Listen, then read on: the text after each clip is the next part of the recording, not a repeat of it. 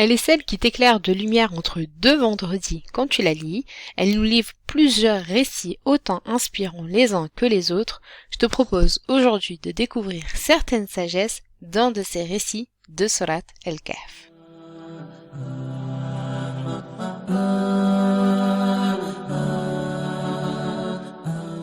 Assalamu alaikum et bienvenue à toi dans ce 23e épisode du podcast Vis ton Coran. Je suis ravie de te retrouver. Si tu me découvres à travers cet épisode, je suis Younous, la présentatrice du programme Hafidh Quran Academy, la méthode ludique pour mémoriser le Coran. Dans ce podcast, on parle motivation, organisation, conseils, sagesse et plein de magnifiques choses en rapport avec le Coran.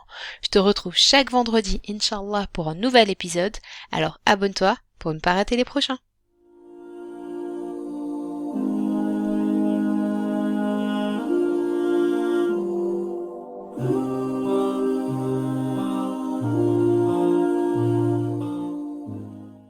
Le prophète alayhi salatu wassalam a dit, celui qui lit la sourate Al-Kahf le jour du vendredi, il est éclairé par une lumière entre les deux vendredis.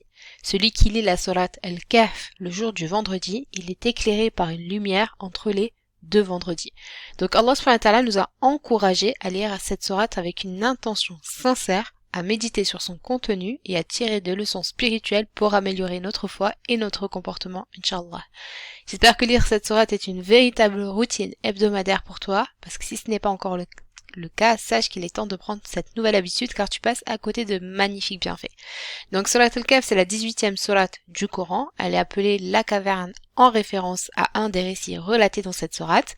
Elle contient 4 récits. Et je te propose de continuer aujourd'hui une série d'épisodes que je te partagerai au fur et à mesure de la saison, dans laquelle nous méditerons les sagesses de ces récits et comment tu peux les appliquer dans ton quotidien.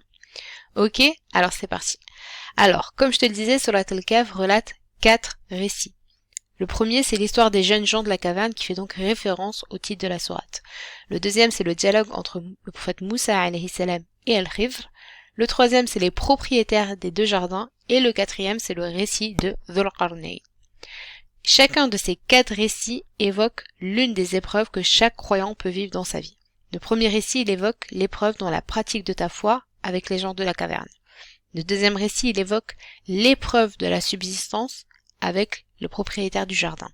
Le troisième récit, il va évoquer l'épreuve dans la recherche de la science. On le voit à travers donc le parcours de Moussa alayhi salam. Et le quatrième récit, bien, il va évoquer l'épreuve concernant le pouvoir. Dans l'épisode numéro 9, nous avions médité le premier récit, donc celui des gens de la caverne. Si tu l'as pas encore écouté, je t'invite à le faire. Tu as le lien en description de cet épisode. Et dans l'épisode du jour, aujourd'hui, je te propose d'analyser le deuxième récit, qui est donc le dialogue entre le prophète Moussa alayhi salam et Al-Khidr. Donc tu peux retrouver ce récit, ce dialogue des ayats 65 à 82 de Surat Al-Kahf. Donc Moussa alayhi salam, étant un prophète, il a été interrogé par certains de ses disciples sur qui est la personne la plus instruite sur terre. Et Allah subhanahu wa ta'ala va lui répondre qu'il y a une personne, Al-Khidr, à qui il a donné une connaissance spécifique. Et Moussa alayhi salam, il va se mettre en route à la recherche de cette fameuse personne pour apprendre de lui.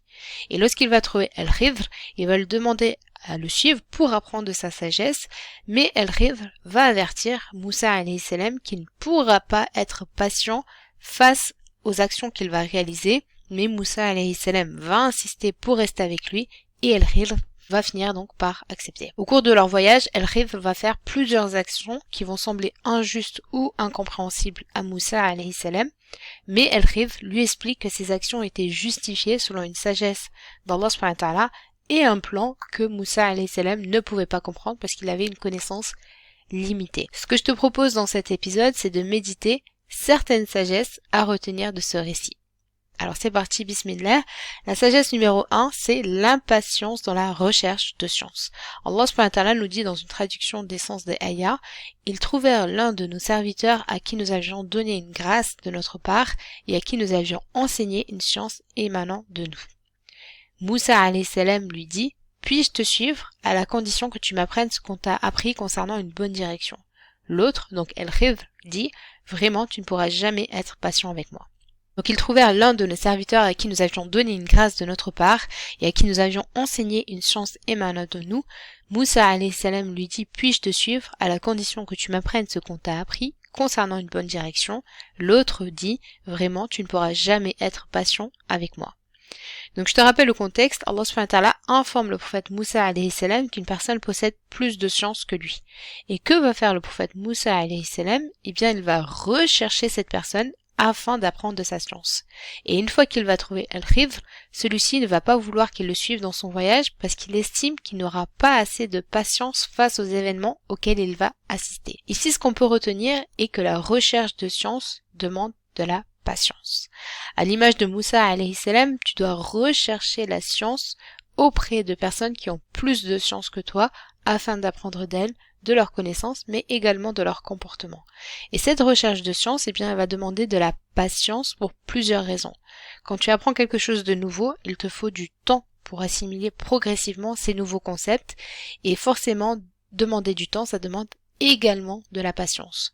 Tu peux le voir avec l'apprentissage du tajwid, donc les règles de récitation du Coran, ou encore avec l'apprentissage de l'arabe, ça va te demander du temps d'apprendre les bases d'une nouvelle langue, d'apprendre un nouvel alphabet, etc.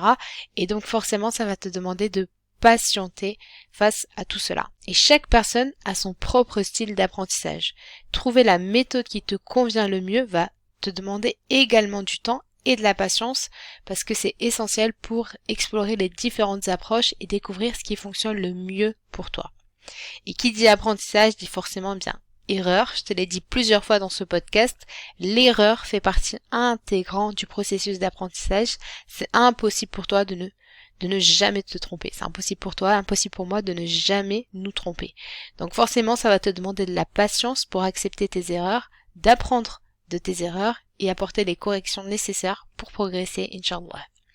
En plus des erreurs, bien, tout apprentissage est semé d'embûches et d'obstacles face auxquels, eh bien, la patience sera nécessaire, que ce soit dans la compréhension de ton apprentissage, la gestion du temps pour apprendre, etc. Tout cela, ça te demande énormément de patience. Donc la recherche de science, elle demande de la patience. Et là, je te parle de la science au niveau de l'apprentissage, donc des sciences mondaines ou religieuses, mais également cette science, elle se trouve également dans les événements qui t'entourent. Et ça, on le voit dans le récit donc d'Al-Khidr, qui demande à Moussa alayhi salam de faire preuve de patience face aux événements qui l'entourent et dont il ne comprend pas le sens. Eh bien, toi et moi, c'est pareil. Tout au long de notre vie, nous allons faire face à des événements dont on ne comprend pas le sens. Enfin, c'est des événements qui vont nous sembler injustes, alors qu'ils arrivent pour une sagesse. Face à des comportements de certaines personnes qui vont nous sembler injustes, alors qu'elles agissent pour nous protéger, comme le fait Al-Khidr dans notre récit. Donc tous ces événements qui sont douloureux et pas faciles à vivre nous demandent de la patience, car on doit garder en tête que tout ce qui nous est arrivé, tout ce qui nous arrive et tout ce qui nous arrivera dans l'avenir est par ordre d'Allah subhanahu wa ta'ala qui nous protège et veut donc notre bien. Donc forcément il y a un bien derrière chaque événement et c'est à nous de faire preuve de cette fameuse patience et de ne pas avoir une mauvaise opinion d'Allah subhanahu wa ta'ala en nous disant qu'il nous a abandonnés et qu'il n'y aura aucune issue à notre épreuve. Il y a toujours un bien derrière chaque chose et il faut patienter en faisant les causes pour qu'Allah subhanahu wa ta'ala facilite ta situation. Je sais que c'est pas facile, mais encore une fois, cela demande de la patience. Donc la patience, elle est importante et elle présente énormément de bienfaits pour toi et pour moi, et c'est pour cela qu'elle est souvent évoquée dans le Coran. Allah subhanahu wa ta'ala nous dit « Ô vous qui avez cru, soyez endurants, encouragez l'endurance, rivalisez constamment dans l'endurance et craignez Allah afin que vous réussissiez. » Ô vous qui avez cru, soyez endurants, encouragez l'endurance, rivalisez constamment dans l'endurance et craignez Allah afin que vous réussissiez. Donc au niveau personnel, quand tu fais preuve de patience, ça te permet de prendre du recul. Ça te permet de bien réfléchir avant de prendre des décisions. Tu risques donc forcément de faire moins de choix impulsifs qui pourraient te causer des problèmes par la suite.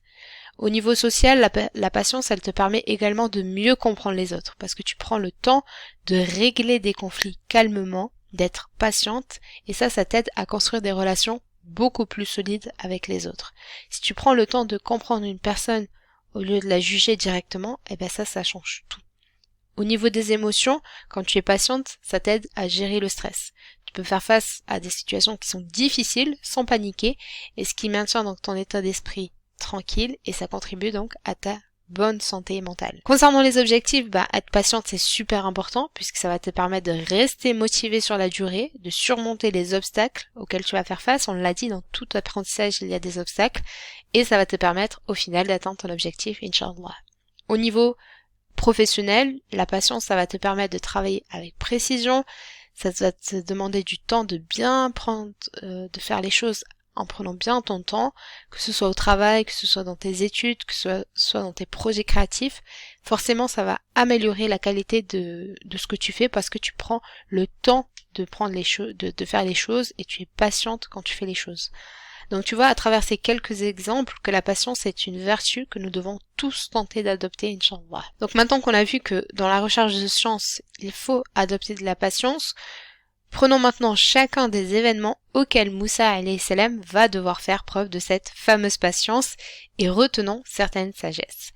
Alors, le premier récit entre le prophète Moussa alayhi salam et le Khidr, Allah subhanahu wa ta'ala nous dit: alors les deux partirent et après qu'ils furent montés sur un bateau, l'homme y fit une brèche. Moussa lui dit: est-ce pour noyer ses occupants que tu l'as ébréché? Tu as commis certes une chose monstrueuse. L'autre répondit: n'ai-je pas dit que tu ne pourrais pas garder patience en ma compagnie? Ne t'en prends pas à moi, dit Moussa, pour un oubli de ma part, et ne m'impose pas de grandes difficultés dans mon affaire. Alors les deux partirent et après qu'ils furent montés sur un bateau, l'homme y fit une brèche. Moussa lui dit: est-ce pour noyer ses occupants que tu l'as ébréché? Tu as commis certes une chose monstrueuse. L'autre répondit: n'ai-je pas dit que tu ne pourrais pas garder patience en ma compagnie? Ne t'en prends pas à moi, dit Moussa, pour un oubli de ma part, et ne m'impose pas de grandes difficultés dans mon affaire. Donc ici, dans le premier récit, on constate que El-Khidr va trouver un bateau sur lequel il va faire une brèche et Moussa alayhi salam va être surpris et va lui dire qu'il a fait une chose horrible car les personnes qui vont monter dans ce navire vont couler. Puis El-Khidr va lui rappeler qu'il l'avait prévenu, qu'il n'aurait pas de patience face aux événements auxquels il allait faire face et Moussa alayhi salam lui répondra que c'est un oubli de sa part. Alors quelle sagesse on peut retenir de ce premier événement? La première des choses, c'est que le musulman est une personne qui est réfléchie. Tu dois avoir de la réflexion avant de critiquer une situation. Ici, on voit que le prophète Moussa alayhi salam a réagi rapidement à l'action d'Al-Khidr sans comprendre pleinement les motivations qu'il y avait derrière ses actions. Alors que par la suite, dans les ayats, on découvrira les motivations derrière chaque acte d'ailleurs d'Al-Khidr. Ce qu'on doit retenir, c'est que nous devons réfléchir avant de critiquer ou de juger les actions des autres. Quand Moussa alayhi salam a réagi rapidement en critiquant l'action d'Al-Khidr, sans vraiment comprendre ses motivations, ça a créé un malentendu.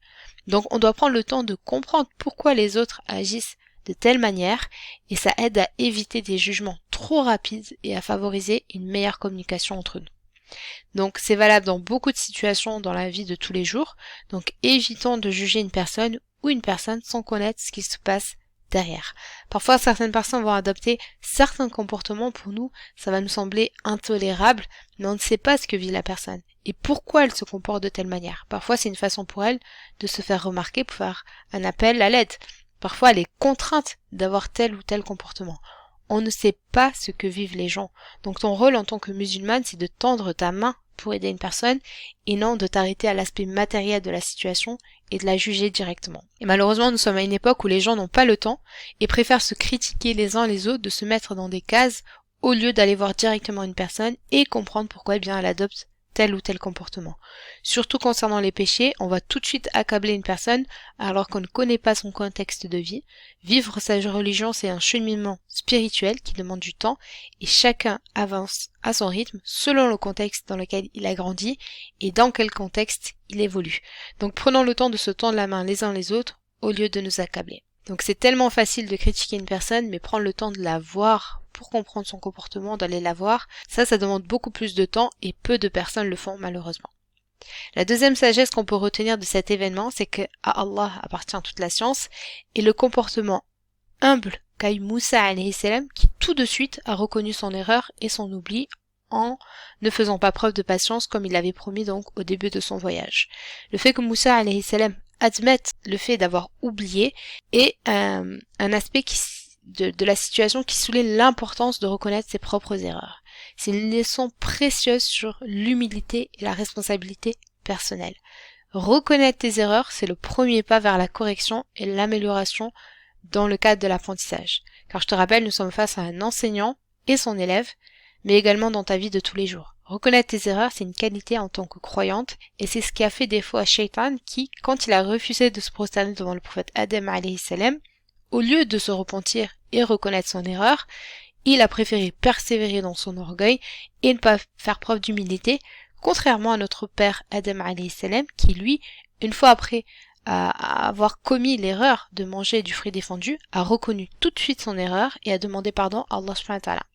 Eh bien nous, en tant que croyantes, nous devons suivre le modèle de notre père Adam alayhi salam et non celui de Shaitan. Quand tu te trompes, fais preuve d'humilité et reconnais ton erreur, que ce soit envers toi, mais également envers les autres, comme l'a fait le prophète Moussa alayhi salam face à Al-Khidr. Il a reconnu son erreur immédiatement de ne pas avoir fait preuve de patience face à l'événement auquel il venait d'assister. Donc, de plus, il ne faut pas hésiter à présenter ses excuses lorsque c'est nécessaire. Ici, Allah subhanahu wa ta'ala nous souligne également la faiblesse de l'être humain qui est soumis à l'oubli. Même les prophètes, comme on peut le voir avec le prophète Moussa alayhi salam, peuvent oublier. Nous ne sommes pas parfaits et les personnes qui nous entourent ne sont pas parfaites et il nous faut accepter les faiblesses des autres et ne pas exiger la perfection.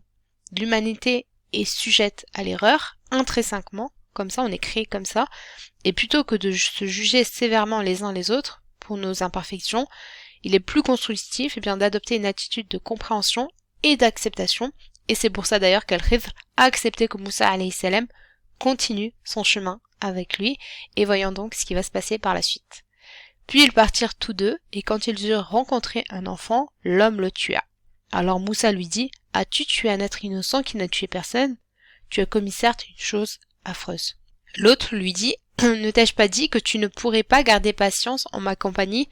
Si après cela je t'interroge sur quoi que ce soit, dit Moussa, alors ne m'accompagne plus, tu seras alors excusé de te séparer de moi. » Puis ils partirent tous deux, et quand ils eurent rencontré un enfant, l'homme le tua. Alors Moussa alayhi salam lui dit, « As-tu tué un être innocent qui n'a tué personne? Tu as commis certes une chose affreuse. » L'autre lui dit, « Ne t'ai-je pas dit que tu ne pourrais pas garder patience en ma compagnie? Si après cela je t'interroge sur quoi que ce soit, dit Moussa, alors ne m'accompagne plus, tu seras alors excusé de te séparer de moi. » Alors, au ayah 74 à 76, Allah subhanahu wa ta'ala nous relate le deuxième événement auquel va faire face le prophète Moussa alayhi salam. Et quel événement? On parle ici d'un meurtre. Et la victime de ce meurtre n'est pas n'importe qui, puisque c'est un enfant. Quand tu assistes à un meurtre, tu es choqué. Et quand c'est un enfant innocent, tu es doublement choqué. Et bien évidemment, le prophète Moussa alayhi salam va être choqué quand il va dire « As-tu tué un être innocent qui n'a tué personne? Tu as commis certes une chose affreuse. » Et la réponse à sa question sera toujours la même. « Ne t'ai-je pas dit que tu ne pourrais pas garder patience en ma compagnie ?» Le prophète Moussa alayhi salam reconnaît de nouveau son oubli et son erreur en disant « Si après cela je t'interroge sur quoi que ce soit, dit Moussa, alors ne m'accompagne plus, tu seras alors excusé de te séparer de moi. » Donc bien évidemment, derrière cet événement, il y a également des sagesses à retenir. À la suite de l'histoire, à la ayah 80, Al-Khidr va expliquer à Moussa alayhi salam la raison de son acte.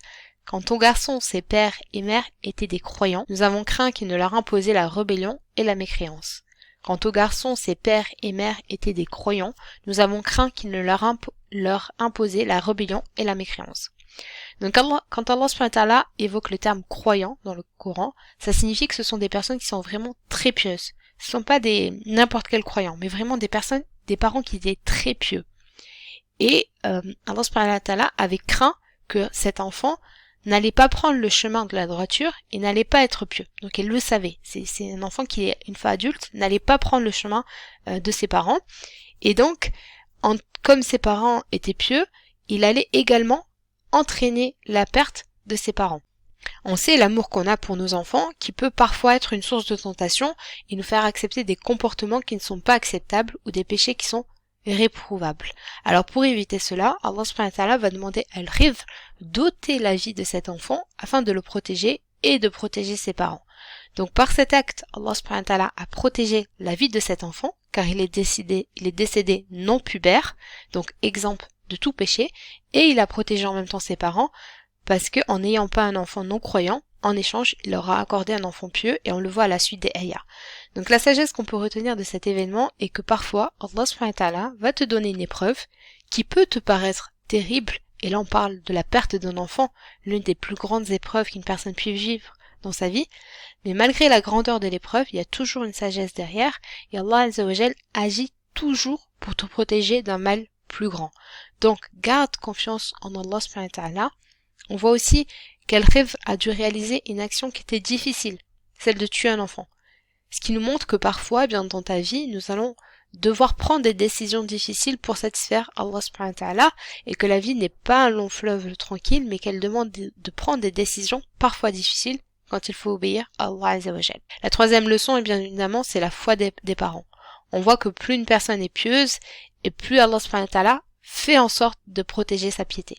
Donc la piété, c'est un bouclier face aux maux qui peuvent nous arriver. Donc on doit faire en sorte d'atteindre cette piété pour nous protéger et protéger nos enfants, car on voit que c'est la piété des parents qui a changé la destinée de cet enfant qui n'est pas devenu adulte et n'a pas commis les péchés qui auraient entraîné sa perte et leur a accordé en échange un enfant pieux. Et on le voit dans la ayah dans laquelle Allah subhanahu wa ta'ala nous dit: nous avons donc voulu que leur Seigneur leur accordât en échange un autre plus pur et plus affectueux. Nous avons donc voulu que leur Seigneur leur accordât en échange un autre plus pur et plus affectueux. Donc en échange de cet enfant qui va décéder, Allah subhanahu wa ta'ala va leur donner un enfant qui lui sera pieux. Voyons maintenant le troisième et dernier récit auquel Moussa alayhi salam va devoir faire face. Ils partirent donc tous deux, et quand ils furent arrivés à un village habité, ils demandèrent à manger à ses habitants, mais ceux-ci refusèrent de leur donner l'hospitalité. Ensuite, ils y trouvèrent un mur sur le point de s'écrouler. L'homme le redressa. Alors Moussa lui dit: si tu voulais, tu aurais pu réclamer pour cela un salaire. Ils partirent donc tous deux, et quand ils furent arrivés à un village habité, ils demandèrent à manger à ses habitants, mais ceux-ci refusèrent de leur donner l'hospitalité. Ensuite, ils y trouvèrent un mur sur le point de s'écrouler. L'homme le redressa.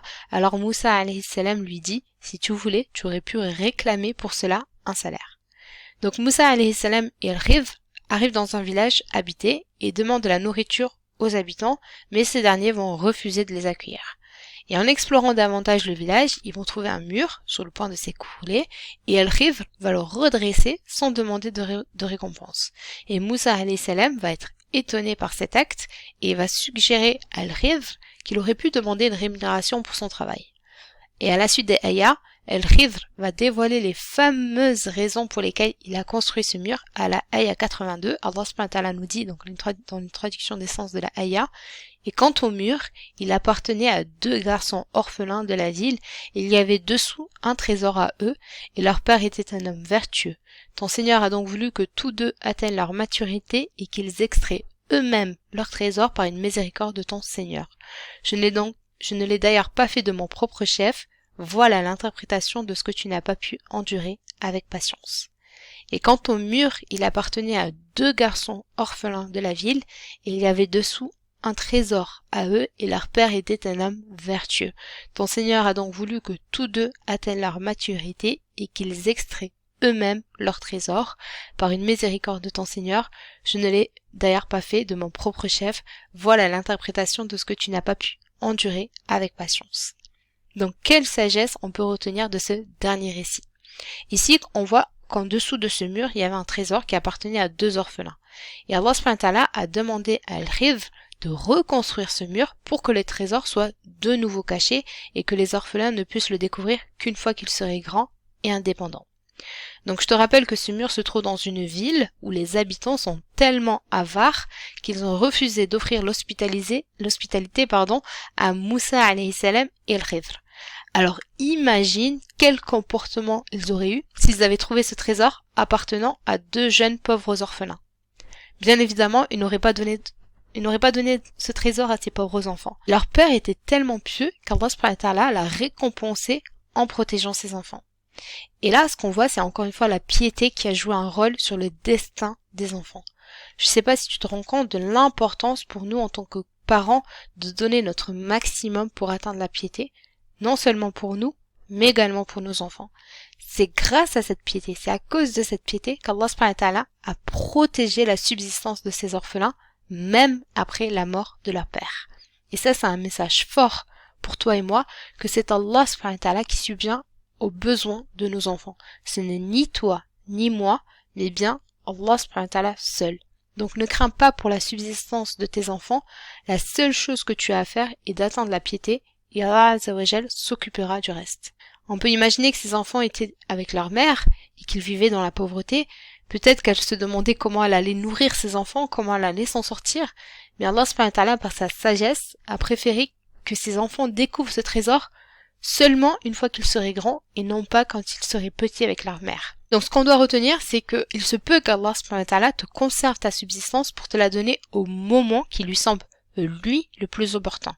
Alors garde espoir, ne perds pas espoir, car la promesse et la solution d'Allah subhanahu wa ta'ala finissent toujours par arriver au moment qui lui semble lui le plus parfait et non au moment où tu le souhaites. Parce que cette mère, elle aurait aimé avoir ce trésor quand ses enfants étaient petits, pour pouvoir les nourrir convenablement, les vêtir, les loger, etc. Mais Allah subhanahu wa ta'ala, par sa sagesse, a voulu que ce trésor soit découvert une fois les enfants devenus adultes. Donc, il faut que tu gardes en tête que la solution, la promesse d'Allah subhanahu wa ta'ala, elle arrive au moment où ça lui semble le plus opportun et non au moment où toi tu le souhaites. Donc toi, ce que tu dois faire, c'est de faire les causes et garder espoir en Allah subhanahu wa ta'ala et de ne jamais tomber dans le désespoir et la tristesse dans laquelle, eh bien, te pousse Shaitan qui veut te voir donc faiblir. Donc à chaque fois que tu attends la réponse à tes invocations, que tu sens que ça prend du temps, rappelle-toi que c'est Allah subhanahu wa ta'ala qui sait quand est le moment le plus parfait pour répondre à ton invocation et de la manière qu'il aura parfaitement choisi. Personnellement, cette histoire avec ces orphelins m'a beaucoup touchée en tant que mère, car je vois que la société dans laquelle on vit devient de plus en plus mauvaise et que ce monde prend une tournure qui me fait assez peur. Et souvent je me dis, dans quel monde je vais laisser mes enfants? Et quand je relis ce passage de Surat al-Kahf, bien ma peur disparaît, car je sais qu'Allah subhanahu wa ta'ala prendra soin d'eux, qu'importe le monde hostile dans lequel ils vivront. Ces orphelins ont pu grandir, on le voit, puisqu'ils vont arriver à l'âge adulte, puisque c'est à ce moment-là qu'ils vont découvrir ce trésor, et ils vont grandir, donc c'est-à-dire qu'ils vont pouvoir survivre malgré leur pauvreté, malgré le fait d'avoir grandi dans une société qui était complètement avare. Donc je me dis, même si ce monde va de plus en plus mal et prend une tournure qui nous fait de plus en plus peur, gardons espoir et on sait que c'est Allah subhanahu wa ta'ala qui va prendre soin de nos enfants, qu'importe le monde hostile dans lequel ils vivront. Mais pour qu'Allah subhanahu wa ta'ala prenne soin d'eux, je dois faire ma part de travail en tant que parent et faire en sorte de rester dans le droit chemin pour me protéger, mais également protéger mes enfants. Alors si tu aimes tes enfants, fais en sorte de rester dans le droit chemin afin qu'Allah subhanahu wa ta'ala les protège si tu es amené à quitter ce monde avant eux, qu'Allah te préserve, toi et tes enfants. Voilà pour les sagesses à retenir de ce récit. Bien sûr, il y a encore une infinie sagesse à retenir de ce récit et Allah subhanahu wa ta'ala appartient toute la science.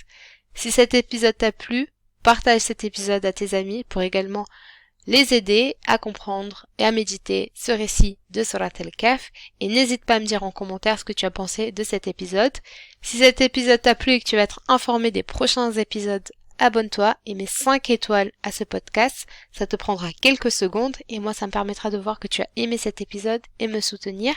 Et si tu veux aller plus loin, tu as notre atelier offert Al-Bayna pour mémoriser et comprendre Surat al-Bayna à travers notre méthodologie. Et en cette fin d'année, j'ai également un cadeau pour toi. Donc c'est un planeur à télécharger pour te fixer tes objectifs pour cette nouvelle année qui arrive et t'organiser. Parce qu'on le sait, l'organisation c'est la clé pour pouvoir avoir une relation solide tout au long de l'année avec le Coran. Ça demande de s'organiser, ça demande de fixer ses objectifs par écrit. Donc tu as ce cadeau que je t'offre en cette fin d'année pour vous remercier de tous vos retours positifs, que ce soit sous mes posts Instagram, que ce soit pour ma formation Al-Baqarah, que ce soit pour ces épisodes de podcast. Vraiment, je tenais à vous remercier pour tous vos retours positifs, pour tous les messages que vous m'envoyez. Et donc, pour moi, c'était la moindre des choses de vous offrir un cadeau donc en cette fin d'année pour pouvoir vous organiser, Inch'Allah. Tu as tous les liens en description de cet épisode si tu veux rejoindre l'atelier, si tu veux télécharger ce planeur. Voilà tout, donc tu as tous les liens en description de cet épisode. Je te souhaite une bonne journée ou soirée selon l'heure à laquelle tu écoutes cet épisode et je te donne rendez-vous vendredi pour un prochain épisode, Inch'Allah. À vendredi. Salam!